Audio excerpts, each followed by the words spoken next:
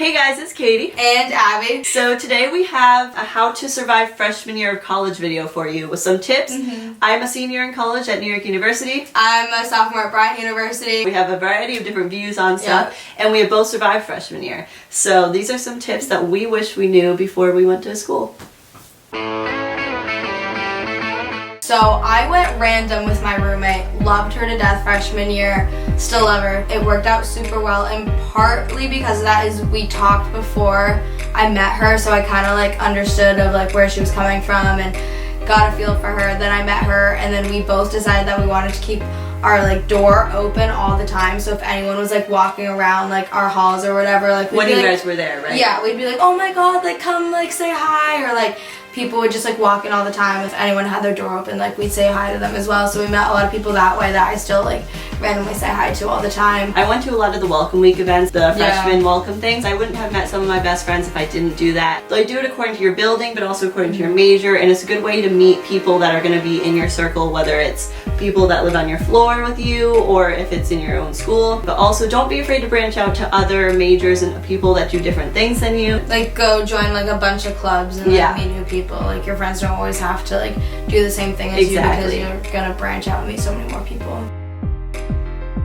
So some random life hacks that I learned through my freshman year was that having a mini fridge and microwave is so helpful. Like when it's at 1 a.m. and you're studying and you really want that easy mac, you need to have that microwave. What I realized is that there's this company that will rent you a mini fridge / microwave combo, and they deliver it to your room and they take it out at the end of the year, so you don't need to like worry about bringing it all the way home with you or storing it if you're a foreign student. Also, I didn't have a shoe rack. I had a bin that I would slide under my bed that I can pull out, put my shoes in, and put it back under there so it's out of the way. Now we're gonna talk about clothes. So freshman year, I brought my entire closet, like absolutely everything, to a point where like I needed to bring clothes home with me because I didn't have anything to wear at home. When it's Columbus Day weekend, kind of like switch your clothes out for like summer and winter. But then again, like you do need some weird stuff because like you don't know what you're gonna be doing in college. You don't know like where you're gonna go or where the night's gonna bring you. So like you need that Hawaiian shirt that you like never wear. Or a formal dress. Yeah, you know? like you need certain things even if you don't think you need it.